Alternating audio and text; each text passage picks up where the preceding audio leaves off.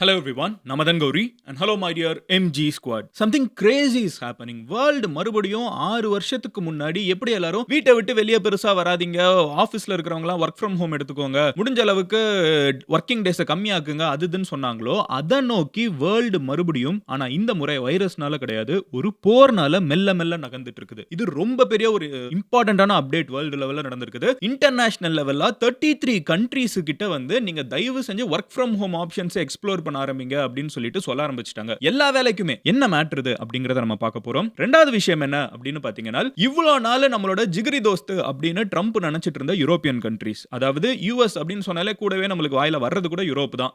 America, France, Germany, UK இவங்க எல்லாம் ஒரு கேங்குப்பா உலகத்துல அப்படின்னு நினைச்சிட்டு இருந்தோம்ல. இப்போ ட்ரம்ப் அவங்களே வெறுப்பேத்திட்டாங்க. கூட இருக்கிற ஃப்ரெண்ட்ஸே வந்து சம்டைம்ஸ் இரிட்டேட் பண்ணாங்கன்னா காண்டாவாங்கல்ல. அந்த மாதிரி ட்ரம்ப் ஃப்ரெண்ட்ஸ் எல்லாத்தையும் பார்த்து திரும்பி நின்னு இப்ப என்ன சொல்றாருன்னு பாத்தீங்கன்னா, டேய் கோலைங்களா உங்களுக்கு எல்லாம் வெக்கமா இல்ல அப்படின்னு பச்சையா கேட்டாரு. வேர்ல்டே பாக்குற மாதிரி ஒரு ட்வீட் போட்டிருக்காரு அவரோட சோஷியல் மீடியால. ட்ரூத்ல என்ன நடந்திருக்குது? ஒன்னு, வொர்க் ஃப்ரம் ஹோம் அப்படிங்கிற ஒரு ஆப்ஷனை பத்தி ஏன் குளோபல் லெவல்ல மறுபடியும் எல்லாரும் பேச ஆரம்பிச்சிருக்காங்க, சஜஷனாவே கொடுக்க ஆரம்பிச்சிட்டாங்க பெரிய பெரிய ஏஜென்சிஸ்ங்கறத பார்க்க போறோம். ரெண்டே நம்ம டீடைலா பார்க்க ஆரம்பிக்கிறதுக்கு முன்னாடி நீங்க இந்த சேனலை சப்ஸ்கிரைப் பண்ணலனா சப்ஸ்கிரைப் பண்ணுங்க. அப்பனாதான் நீங்க வேர்ல்ட் ஃபுல்லா நடக்கக்கூடிய முக்கியமான ஈவென்ட்ஸ் எல்லாத்துக்கும் ஒண்ணுக்கு ஒண்ணு என்ன கனெக்ஷன் இருக்குது, ஒவ்வொன்றுக்கும் பின்னாடி எவ்வளவு பெரிய விஷயம் இருக்குங்கிறத ரொம்ப ஈஸியா சிம்பிளா நான் உங்ககிட்ட எக்ஸ்பிளைன் பண்ணி வைக்கிறதுக்கு ஹெல்ப்ஃபுல்லா இருக்கும். நான் டெய்லி கண்டென்ட்டை போஸ்ட் பண்ணிடுறேன். பட் நீங்க பார்க்கணும்னா சப்ஸ்கிரைப் பண்ணீங்கன்னா தான் உங்ககிட்ட யூடியூப் அல்கோரிதம் வந்து வீடியோவை காமிக்கும்.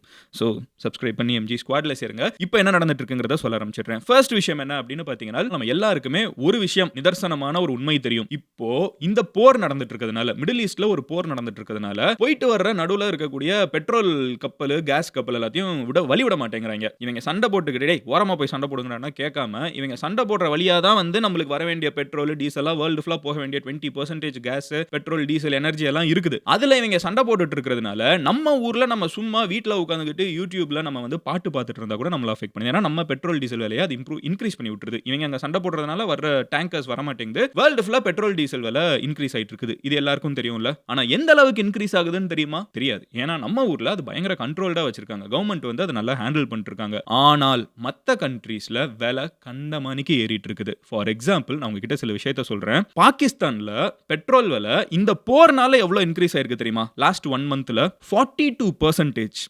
42%. 100 ரூபாய் பெட்ரோல் 142 ரூபாவா விற்க ஆரம்பிச்சிருச்சு. பங்களாதேஷ்ல 38%, ஸ்ரீலங்கால 35% விலை ஏறி இருக்குது. டர்க்கில 29%, ஈஜிப்ட்ல 27%, பிலிப்பைன்ஸ்ல 24%, கிரீஸ்ல 22%, இத்தாலியில 19% ஜம்ப் ஆயிருக்குது. ஜப்பான்ல 17%. இப்படி ஒவ்வொரு கண்ட்ரியுமே இவங்க போர் நடத்திட்டு இருக்கிறதுனால இது வழியா வர வேண்டிய பெட்ரோல் டீசல்லாம் எங்கேயும் போய் சேர மாட்டேங்குது, கேஸ்லாம் போய் சேர மாட்டேங்குதுன்னா இதை நம்பி இருக்கக்கூடிய ஊர்கள் எல்லாத்தையும் பெட்ரோல் டீசல் விலை இன்க்ரீஸ் ஆயிடுது. இந்தியால மட்டும் எப்படி இது ஓரளவுக்கு நம்ம கண்ட்ரோல் பண்ண முடியுதுன்னு பாத்தீங்கன்னா, ஒன்னு நம்ம கிட்ட பெரிய எனர்ஜி ரிசர்வ் இருக்குது. ரெண்டாவது என்ன அப்படின்னு பாத்தீங்கன்னா, நம்ம ஈரான் கிட்ட பேசி நீ நானும் ஃப்ரெண்ட்ஸ் பல வருஷம் ஃப்ரெண்ட்ஸ், என் வண்டியை மட்டும் விட்டுருன்னு சொல்லிட்டு முடிஞ்ச அளவுக்கு நம்ம வாங்க ஆரம்பிச்சிட்டோம். இன்னொன்னு பேரலலா ரஷ்யா கிட்ட இருந்தும் நம்ம பெட்ரோல் டீசல் வாங்குறோம். நம்ம எல்லா மெத்தட் மூலமாவும் நம்ம வந்து பெட்ரோலை வந்து இவங்க கிட்டயும் பேசி அந்த வழியா சண்டை நடந்துட்டு இருக்கட்டும், நடுவுல நம்ம மட்டும் போய் ஒரு மீம் பார்த்தேன். 2 பேர் பயங்கரமா அடிச்சிட்டு இருக்காங்க, நடுவுல ஒருத்தன் மட்டும் ஒரு கேஸ் சிலிண்டர் தூக்கிட்டு போயிட்டு இருந்தான். அதான் இந்தியா அப்படின்னு போட்டுருந்தாங்க. அந்த மாதிரி இவ்வளவு பெரிய போர்க்களத்துக்கு நடுவுல நம்ம வந்து நம்மளுக்கு தேவையான எனர்ஜியை நம்ம எடுக்கிறதுக்கு எல்லா வேலையும் பார்த்துட்டு இருக்கிறதுனால இங்க கண்ட்ரோல் பண்ண முடியுது. பட் மத்த கண்ட்ரீஸ்னால இது முடியறது இல்ல. எப்படி நான் இப்ப சொன்ன ஏசியன் கண்ட்ரீஸ்லாம் பாதிக்கப்பட்டிருக்கும், most of the Asian countries பாதிக்கப்பட்டிருக்கும். அதே மாதிரி யூரோப்லயும் பாத்தீங்கன்னா ஜெர்மனில 25%, ஆஸ்திரியால 23%, பிரைஸ் இன்க்ரீஸ் ஆயிடுச்சு. ஓகேவா?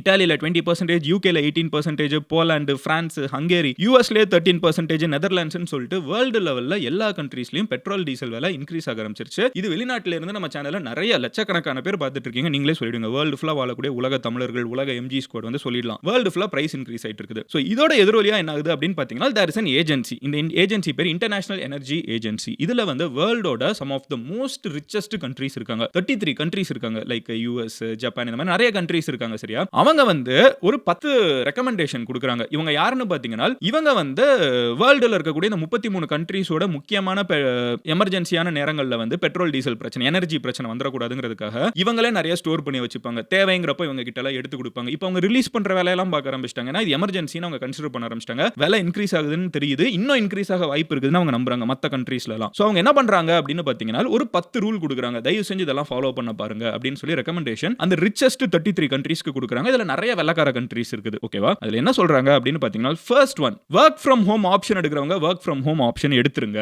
ஏன்னா நீங்க வந்து இங்க இருந்து கிளம்பி ஆபீஸ் போய் அரை மணி நேரம், ஒரு 6 மணி நேரம் கழிச்சு திருப்பி வீட்டுக்கு வர்றப்போ நீங்க பெட்ரோல் டீசலை வேஸ்ட் பண்ண போறீங்க. சோ வீட்டுக்குள்ள உட்கார்ந்து வேலை பார்க்க முடிஞ்சுச்சுன்னா கம்பெனிஸ் அண்ட் கவர்மெண்ட்ஸ் அதை என்கரேஜ் பண்ணுங்க, வொர்க் ஃப்ரம் ஹோம் ஆப்ஷன் கொடுங்கிறது தான் ஃபர்ஸ்ட் சஜஷன். ரெண்டாவது என்ன அப்படின்னு பார்த்தீங்கன்னா, I think Austria and Germany, I am not sure about the other country, but Austria plus one more கண்ட்ரில வந்து ஹைவேல ஸ்பீடா போறத 10 கிலோமீட்டர் கம்மியா போங்க அப்படின்னு இருக்காங்க. அதாவது சும்மா நீங்க 100 கிலோமீட்டர் போவீங்கன்னா இனிமே 90ல போங்க.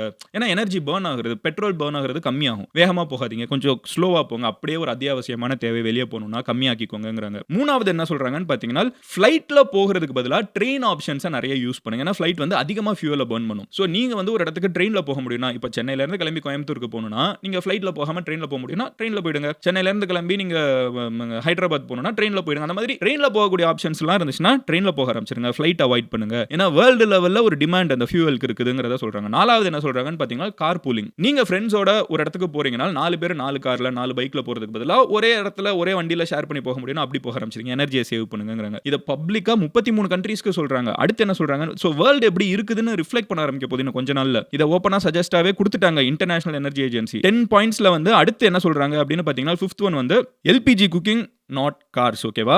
6th வந்து 4 டே ஒர்க் வீக்ஸ்.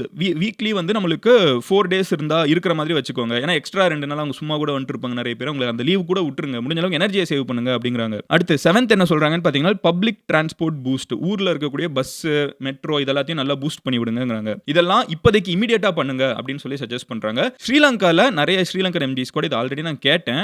சோ மறுபடியும் ஸ்ரீலங்கால இருந்து பார்த்துட்டு இருக்கிற எம்ஜி ஸ்குவாட் சொல்லுங்க. ஐ ஹர்ட் ஸ்ரீலங்காலயே வெட்னஸ்டே லீவ் விட ஆரம்பிச்சிட்டாங்க. இந்த பெட்ரோல் டீசல் விலை இன்க்ரீஸ் ஆகுதுங்கிறதுனால இங்க கணக்குப்படி 35% பெட்ரோல் டீசல் விலை ஸ்ரீலங்காலே இன்க்ரீஸ் ஆயிருக்குது. சோ அங்க வந்து வெட்னஸ்டே லீவ் விடுறாங்க. ஏன்னா சாட்டர்டே சண்டே விட்டா லாங் டிரைவ் போயிட்டானா பிரச்சனை. அவன் பாட்டு வெக்கேஷன் போயிட்டான். வெட்னஸ்டே எங்கேயும் போகாத தம்பி வீட்ல உட்காருன்னு சொல்லிட்டு லீவ் விடுறாங்க. நான் கேள்விப்பட்டேன். கமெண்ட் செக்ஷன்ல வெரிஃபை பண்ணுங்க.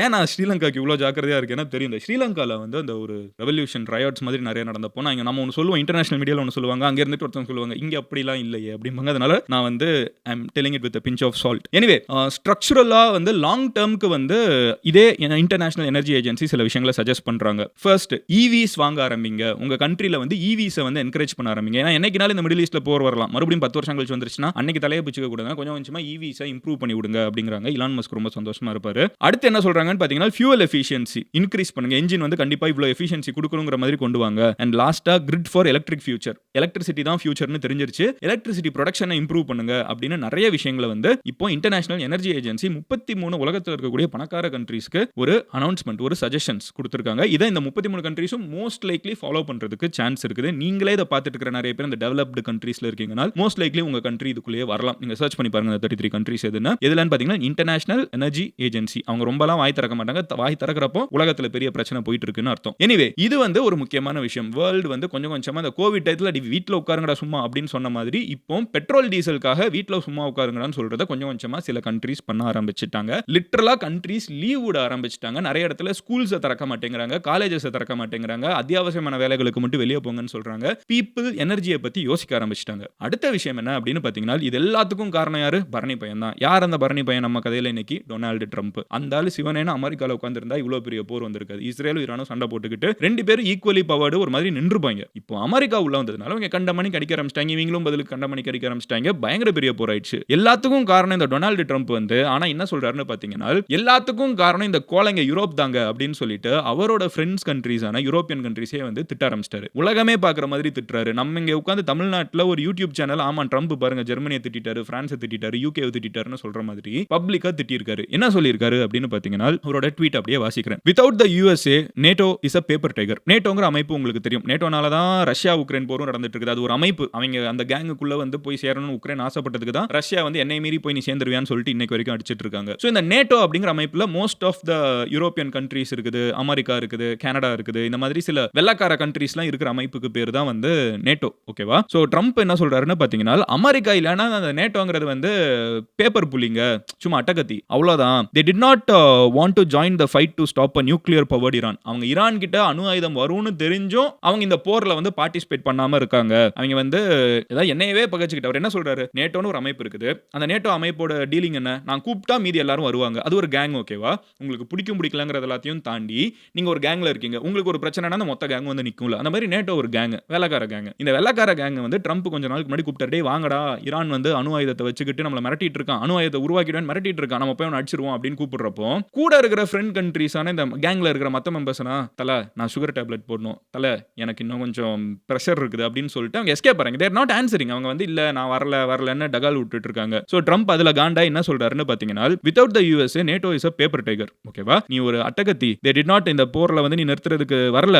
நவ் இப்போ இந்த போர் வந்து நாங்க ஜெயிச்சிட்டோம். ஓகேவா? ஜெயிக்கல. அது வேற கதை. நம்ம இதுக்கு அப்புறம் டிசி அவர் பேசுறப்போ எவ்வளோ பொய் சொல்றாருன்னு அடுத்து நான் சொல்றேன். பட் எனிவே அவர் சொல்றாரு now that fight is militarily won. அவரோட கனவுலன்னு நினைக்கிறேன். நம்ம இந்த போரை ஜெயிச்சதுனால இப்போ ஈரான் வந்து என்ன அடி அடிச்சிட்டு இருக்காங்க அவருக்கு கண்ணுக்கு தெரியல போறல. With very little danger for them they complain about high oil prices they are forced to pay. இப்போ நம்ம பேசினாலும் இவ்வளவு நேரம் இந்த விலையெல்லாம் ஏறிடுச்சுன்னு போரே நம்ம ஜெயிச்சிட்டோம். இவ்வளவும் ஜெயிச்சதுக்கு அப்புறமும் அவங்களுக்கு பிரச்சனையே கிடையாது. இப்போ போரே அமெரிக்கா ஜெயிச்சிருச்சு. அங்க வேற எந்த போருமே கிடையாது. ஒரு லைட்டா வந்து ஃபினிஷிங் டச்ல தான் இருக்குது. அப்படி இருக்கிறப்போ விலையெல்லாம் இன்க்ரீஸ் ஆயிடுச்சுன்னு அழுவுறாங்க.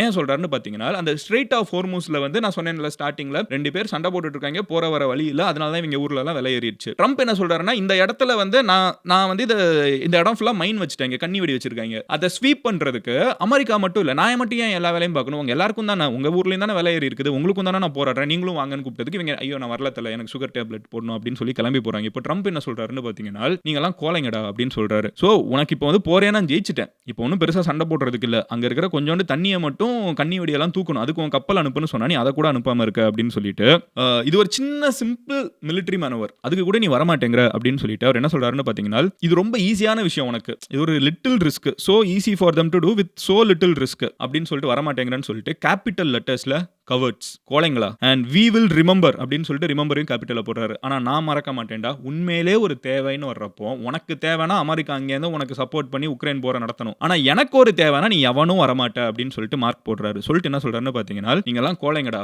உங்களை நாங்க ஞாபகம் வச்சுப்போம். நீ இன்னைக்கு என்ன பண்ற? நான் கூப்பிட்டா உன் போருக்கு என்ன வரணும்னு கூப்பிடுற. ஆனா எனக்கு ஒரு பிரச்சனைனா நீ வர மாட்டேங்கிற பாத்தியா? இதை நான் ஞாபகம் வச்சுப்பேன் அப்படின்னு சொல்லிட்டு ட்ரம்ப் வந்து டிக்ளேர் பண்ணி ஒரு ட்வீட் போடுறாரு. இது ரொம்ப ரொம்ப பெரிய விஷயம். ஏன்னா லிட்டரலா அவங்க ஒரு கேங். அந்த கேங் தான் அவங்களோட ஸ்ட்ரென்த். அப்போ ட்ரம்ப் என்ன சொல்றாருன்னா, உன்னோட பெரிய தலைய நான் தான். உனக்கு வேணுங்கிறப்பலாம் என்ன யூஸ் பண்ணிக்கிறேன். எனக்கு வேணும்னு நீங்க எவனும் வர மாட்டேங்கிற அப்படின்னு சொல்லிட்டு ஊர் முன்னாடி நீங்க எல்லாம் கோலைங்கடா அப்படின்னு சொல்லிட்டு போயிடுறாரு. இதை வந்து நம்ம இப்போ பிரேக் டவுன் பண்ணுவோம். ஓகேவா? ட்ரம்ப் வந்து எப்பவுமே பாதி போய் பாதி மெய்ன்னு பேசுவாரு. அதுல வந்து பாதி போய் என்ன இருக்கு அப்படின்னு இப்போ பார்க்க ஆரம்பிப்போம். ஃபர்ஸ்ட் என்ன சொல்றாருன்னு பாத்தீங்கன்னா, they did not want to join the fight to stop a nuclear powered Iran அப்படின்னு சொல்றாரு. NATO never said no. அவங்க வந்து ஈரானுக்கு வந்து அணு ஆயுதம் கிடைக்கிறத வந்து நிறுத்துறதுக்கு இவங்க எல்லாம் எவனும் வரல அப்படின்னு ட்ரம்ப் சொல்றாருல. அவங்க யாரும் வந்து வரலங்கிறது உண்மை. பட் அவங்க யாருமே வந்து அதுக்கு கண்டுக்காமலாம் இல்ல. அவங்க வந்து நேட்டோ இருந்துகிட்டு இந்த போருக்குள்ள நாங்க டைரக்டா வரல, இன்டைரக்டா வரோம் அந்த மாதிரி பேசிட்டு இருந்தாங்க. லைக் உங்களுக்கு நாங்க சப்போர்ட் பண்றோம். எப்படி சப்போர்ட் பண்ணுவீங்க? நாங்க அறிக்கை விடுவோம் அந்த மாதிரி சொல்றாங்க. இது ஒரு செமி பாயிண்ட். ஆனா ட்ரம்ப் இந்த இடத்துல கைண்ட் ஆஃப் கரெக்டா ஸ்கோர் பண்ணிடுறாரு. பட் எங்க அவர் மெயினா அடி வாங்குறாருன்னு பாத்தீங்கன்னா, now that fight is militarily won அப்படிங்கிறாருல. இப்போ போர்ல ஜெயிச்சாச்சுங்கிறாருல. அப்படிலாம் கிடையாது. அந்த தண்ணி வந்து சின்ன தண்ணி தான். அந்த தண்ணிக்குள்ள கண்ணி வெடி இருக்கிறது உண்மைதான். ஆனா அது கொஞ்சம்லாம் கிடையாது. இவர் சொல்ற மாதிரி லிட்டில் ரிஸ்க்ங்கிறாருல. அப்படி கிடையாது. இந்த இடம் ஃபுல்லாவே பாத்தீங்கன்னா பயங்கரமா கண்ணி வெடி வச்சிருக்காங்க. நேத்திக்கு கூட 12 முறை வந்து மிசைல் பராஜா வந்து ஈரான் அனுப்பிச்சிருக்காங்க. அவங்க கிட்ட பெரிய பவர் இருக்குது. ட்ரம்ப் வந்து அவங்க ஒரு ஆளே இல்லங்கிற மாதிரி பேசுறாரு. அவங்க பயங்கரமா சமத்தியா மிடில் ஈஸ்ட்ல எல்லா கண்ட்ரீஸும் அடிச்சிட்டு இருக்காங்கிறதா உண்மை. அதனால தான் இந்த யூரோப்பியன் கண்ட்ரீஸ் பயந்துட்டு இருக்காங்க. ட்ரம்ப் சொன்ன பொய் என்னன்னு பாத்தீங்கன்னா, இது ஒரு பெரிய பிரச்சனையே இல்ல அப்படின்னு சொன்னது வந்து நோ அது பெரிய பிரச்சனை தான் இன்னமும். அடுத்து என்ன அப்படின்னு பாத்தீங்கன்னா, கவர்ட்ஸ் அப்படின்னு சொன்னார்ல. இந்த மேட்டர் வந்து இவங்க கவர்ட்ஸ் அப்படிங்கறத தாண்டி இவங்களுக்கு என்ன அப்படின்னு பாத்தீங்கன்னா, இந்த போர்லாம் இன்வால்வ் ஆனோனா இது இன்னும் பெரிய போர் ஆயிடுமோ அப்படிங்கறத அவங்களோட அச்சம் அப்படின்னு சொல்றாங்க. அதாவது நிறைய கண்ட்ரீஸ் இன்வால்வ் ஆகுது உலக போர் மாதிரி ஆயிடுமோங்கிறத எங்களோட அச்சம்னு நிறைய பேர் ஓப்பனாவே பேசியிருக்காங்க. அது கோழைத்தனம்ங்கிறத தாண்டி ஒரு உலக போர் அவாய்ட் பண்ணணுங்கிற ஜோன்ல இருந்து யூரோப் அப்ரோச் பண்றாங்கன்னு அவங்க சொல்லிக்கிறாங்க. பட் ட்ரம்ப் வந்து நீங்க கோழைங்கடா அப்படின்னு சொல்றாரு. இதெல்லாம் தான் நடந்திருக்கிறது. பட் இதுல ஒரு பாயிண்ட் வந்து உண்மை என்ன அப்படின்னு பாத்தீங்கன்னா, நான் கூப்பிட்டப்போ அவங்க வரல இல்ல, அது உண்மை. இவங்களுக்கு வந்து லைட்டா பிரச்சனை வந்தாலும் ரஷ்யா வந்து முறைச்சாலே வந்து நான் கூப்பிட்டு வரேன் பாரு அப்படின்னு சொல்லிட்டு ட்ரம்ப்பை கூப்பிட்டு வந்துருவாங்க, அமெரிக்காவை கூப்பிட்டு வந்துருவாங்க. எவ்வளவு பெரிய ஆள் என்கிட்ட இருக்காருன்னு. ரஷ்யாவும் ஒரு நாள் அவனை விட்டு போவான்னு காத்துட்டு இருப்பாங்க. இப்போ அந்த ஆளுக்கே ஒரு பிரச்சனை. யார் அந்த பெரிய ஆளுக்கே, ட்ரம்ப்புக்கே, அமெரிக்காவுக்கே ஒரு பிரச்சனை. அப்போ வந்து இவங்க இருந்துகிட்டு ட்ரம்ப் வந்து கூப்பிடுறாரு, நீங்களும் வாங்கடா அப்படின்னு சொன்னப்போ திரும்பி பார்த்தா ஒரு பையன் இருக்க மாட்டேன்னு அந்த கைப்பிள்ளைக்கு அந்த மாதிரி எவனுமே இல்ல, கிளம்பி போயிட்டான். இதுதான் ட்ரம்ப் ட்ரிகர் பண்ணிருக்குது. நேட்டோ ரூல்ஸ் ஒருத்தங்க நிப்போம் அப்படின்லாம் 1000 விஷயம் பேசுறாங்க. உக்ரைன் வந்து எப்படியாவது இவங்க கூட சேர்ந்துட்டா ரஷ்யா நம்மள தொடவே முடியாதுன்னு நினைச்சா இதுல போய் சேரணும்னு நினைக்கிறாங்க. பட் நேட்டோ இருக்குது. கூப்பிட்டா ஆனா யாரும் வரமாட்டேங்கிறாங்கங்கிறது ஒரு ஆச்சரியமான விஷயம் தான். ஆக்சுவலா வருவாங்கன்னு நெனச்சோம். பட் யாருமே மதிக்க மாட்டேங்கிறாங்க ட்ரம்ப்ப. ட்ரம்ப் காண்டாயி ரியாக்ட் பண்ணிருக்காரு. பார்ப்போம் இது எத நோக்கி போகுதுன்னு. But overall world is heading back to ஒரு எனர்ஜி கிரைசிஸ் சிச்சுவேஷன் தான். ஹோப்ஃபுல்லி அது நம்ம நாட்ட பாதிக்காது. நம்மளுக்கும் ஈரானுக்கும் நல்ல ரிலேஷன்ஷிப் இருக்குது. ஒரு நல்ல ஃப்ரெண்ட்ஷிப் இருக்குது. அதனால தான் நம்ம பெட்ரோல், டீசல் விலை கண்டமானிக்கு அஃபெக்ட் ஆகல. எப்படியாவது நம்ம அந்த வழியா எடுத்துட்டு வந்துடுறோம். நம்ம வந்து டீலிங் போட்டோம் ஈரான் கூட. கொண்டு வந்துக்குறோம்ப்பா, பார்த்துக்கோப்பா அப்படின்னு சொல்லிட்டு. அத நம்ம கன்டின்யூ பண்ணுவோம் அப்படின்னு ஹோப்ஃபுல்லி நான் நினைக்கிறேன். ரஷ்யாவோட பெட்ரோல் ஆயில் வாங்க ஆரம்பிச்சாச்சு. கேஸ் வாங்க ஆரம்பிச்சாச்சு. மறுபடியும் நம்ம பழைய நிலைமைக்கு போயாச்சு. நம்ம வந்து சேஃபா இருக்கும். டெக்னிக்கலா ஜியோ பொலிட்டிக்ஸ் வைஸ் நம்ம சேஃபா தான் இருக்கோம் இன்னைக்கு. இதுதான் ஃபேக்ட். பட் எவ்வளவு நாளுக்கு இந்த சேஃப்டி இருக்குது? நம்மள ஒரு நாள் ட்ரம்ப் கையில கழுத்துல கத்தி வச்சுட்டு நீ இந்த சைடு அந்த சைடான்னு சொல்லுவாரா? அதெல்லாம் நம்மளுக்கு தெரியல. பட் இன்னைக்கு நம்ம சேஃபா இருக்கும். இதான் மேட்டர். நீங்க இந்த மாதிரி நாளைக்கு என்ன நடந்துட்டு இருக்குது இதுல அப்படின்னு தெரிஞ்சுக்கணும்னு நினைச்சீங்கன்னா இந்த சேனலை சப்ஸ்கிரைப் பண்ணி எம்ஜி ஸ்குவாட்ல சேருங்க. உங்க ஃப்ரெண்ட்ஸ் யாராவது திடீர்னு ஏன் பெட்ரோல் டீசல் விலை வந்து லைட்டா இன்க்ரீஸ் ஆகுற மாதிரி இருக்கே, ₹1 ₹2 அப்படின்லாம் யோசிச்சாங்கன்னா, எந்த புயல் வந்து மத்த உலகத்துல அடிச்சிட்டு இருக்குது அப்படிங்கறத நீங்க உங்களுக்கு சொல்லணும்னு நினைச்சீங்கன்னா இந்த வீடியோ ஷேர் பண்ணுங்க. எஸ்பெஷலி ஃபேமிலி குரூப்ல போடுங்க. நிறைய டைம் அம்மா அப்பா வந்து ரேண்டமா ஒரு நியூஸ் வந்து அஃபெக்ட் ஆகிறத மட்டும் பார்ப்பாங்க. பட் ரீசன் என்னன்னு பார்க்க மாட்டாங்க. இவ்வளோ நேரம் பேசின இந்த கதை தான் ரீசன். ஸோ நீங்க சப்ஸ்கிரைப் பண்ணி எம்ஜி ஸ்குவாட்ல சேருங்க. நான் பேசுறது மட்டும் கிடையாது. கீழ கமெண்ட் செக்ஷனுமே பயங்கர என்கேஜிங்கா இருக்கும். I am so proud of the MG squad comment section. OG MGs அத்தனை பேர் இருக்காங்க. நிறைய ஒப்பீனியன் சொல்லுவாங்க. நான் இங்க டிஸ்கஸ் பண்றத விட அங்க நிறைய இன்ஃபர்மேஷன் கூட நிறைய டைம் நான் பார்த்திருக்கேன். So please keep the Josh going. I will see you tomorrow. Love you all. Take care. Bye. Cheers எம்ஜிஸ். Join MG squad.